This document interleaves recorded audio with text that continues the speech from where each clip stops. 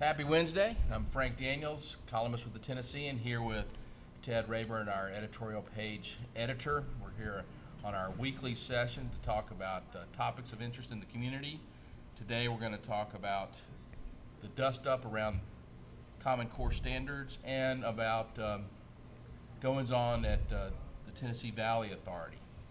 I'm going to start with Common Core today, Ted. Yeah, absolutely. Let's talk about that. Yeah, I think we've had quite a bit of coverage in the paper. We also wrote an editorial this past weekend about the sudden and I guess unexpected backlash to the Common Core state standards. Just a lot of resistance coming from a conservative quarter, even though the Republicans in charge basically are behind the Common Core, which is just not a curriculum, but rather standards for curriculum that is chosen at the local level. So it's basically it says that here's what students should know at a particular grade level. Yeah, it's if you think about it, I thought that it was very interesting to see this eruption of concern coming from primarily the Tea Party and Tea Party affiliates that are see the idea of a federalist approach to education, and what they're missing is that, first of all, the conservatives really started this movement, and that as one board member says, this is really the exposition, the standards that we thought we always had and never did. I thought that was a great comment that one of the board members from Eastern Tennessee had about the Common Core. It is the things that we expect our students to know. Yeah. It harkens back to about 2007 when the state's own testing compared to a national authoritative organization about testing, for educational attainment. Showed that our scores were inflated for where our actual performance was. Yeah. So this was a response beginning even then, certainly before the current federal administration that the opponents seem to be upset about. Yeah, the Common Core is not a expectation of how to teach.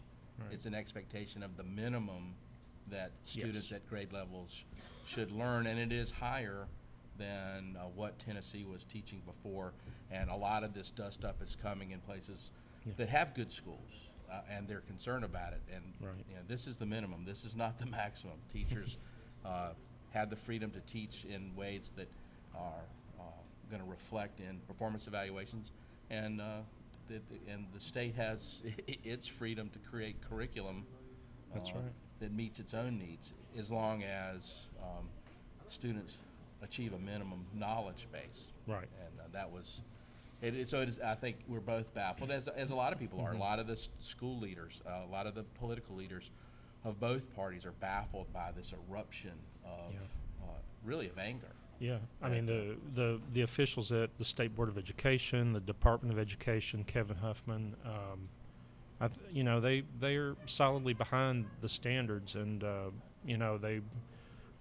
frankly, the Board of Education was just really caught off guard by this, and they have a hearing coming up, I think, at the end of July, and so before then, I guess they're trying to shore up support or at least allay fears and that sort of thing. Well, and just to explain to people, this is not the federal government telling us what to teach. Yeah, it's just saying that everybody should know these things. Exactly, and they should know a lot more than that. Right. The other topic we wanted to cover, and this is something I think you were particularly interested in, is what's going on in terms of the TVA, the Tennessee Valley Authority, and basically whistleblowers talking about issues.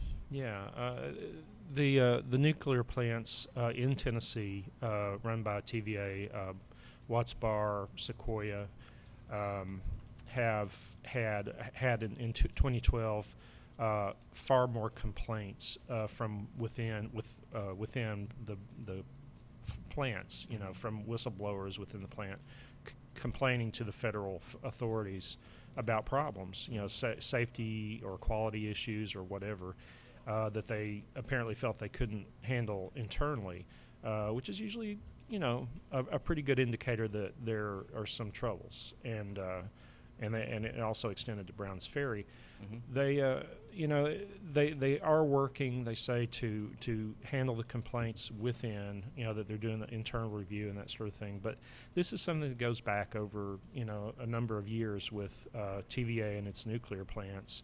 And it's just something that we want to monitor. Keep our eye on. Yeah. Part of that, I mean, don't we have, I think there are a couple of licensures coming up, so Yes. you might expect, you can expect some of this kind of activity as people come up to licensure and they are complaining because they don't want to get caught in that process that maybe get blamed for problems. So they're perhaps doing some preemptive notification, whether or not they're responsible or not. I mean, that's I would say that was one of the things as I was thinking about this, that what's causing an extraordinary number, and my guess would be the upcoming licensure it's going to play a role in the spike in complaints, don't you think? Yes, That it's not necessarily that they're more or less safe than they were before, but there's a lot more attention being paid to process and procedure. When that flashlight gets turned on them, people are going to do a little preemptive positioning so that they can't get fired for or a whole new set of measures imposed on them that they feel they can't live up to. That's another issue. So I mean, to about yes, we definitely want to be concerned about our nuclear power plants and their activity, but we also want to always keep in context when we see spikes in complaints that there could be causes beyond just the process themselves. Exactly. So those are our two topics for today. We're trying to keep everything compact so that we don't run on and on, as Ted and I both love to do. We love to talk, and we appreciate those of you that listen to us. And we will be back here next week for a couple more topics. And thank you for tuning in. Frank Daniels and Ted Rayburn. Ted Rayburn, editorial page editor.